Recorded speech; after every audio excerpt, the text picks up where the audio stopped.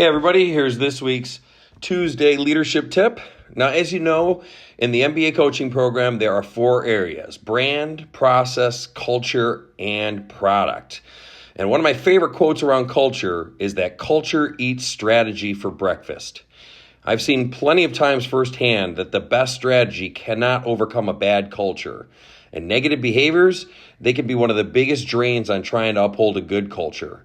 And that's what makes the latest research on rude behavior so important. What the researchers found is that, like diseases, negative behaviors can be caught. In fact, the latest research shows that negative behaviors are far more contagious than previously ever thought.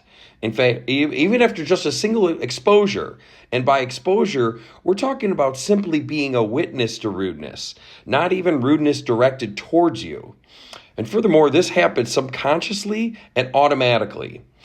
What they found in this study is that when we witness rudeness, we are more likely to exhibit rudeness behaviors ourselves.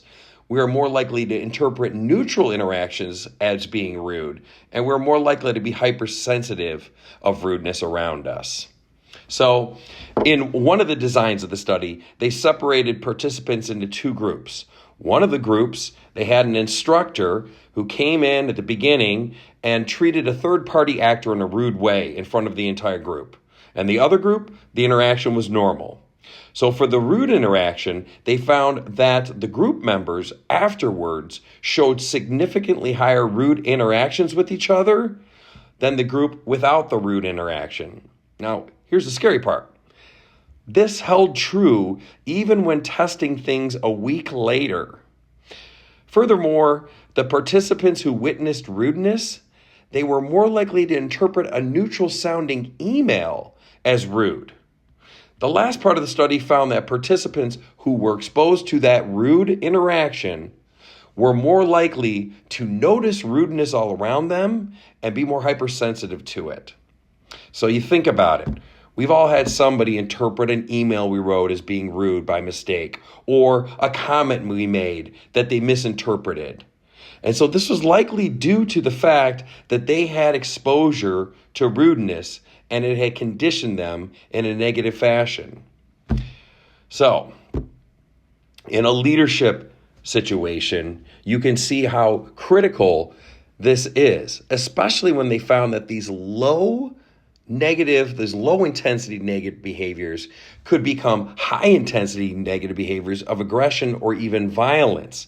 You know, it's like you get into the downward spiral in your department, the dealership. And this study, I talked about how as a manager, in order to proceed, to keep a strong culture, you have to pay attention to the even smallest negative behaviors, the slight offhand comments, the attitudes, remarks, before things snowball and get out of control and leave you with a culture of rudeness. It is imperative to provide coaching and training to your people on civility and respect and showing a good example. You know, when I shared the good example of the Chick-fil-A, that gets people thinking about their fellow employee, the customers. And I would urge you, if you haven't shown that to your employees, to share that with them, have a discussion around it. You might be surprised at the positive impact that it has. But look for ways to try to minimize those rude behaviors that can snowball to bigger and bigger and worse things.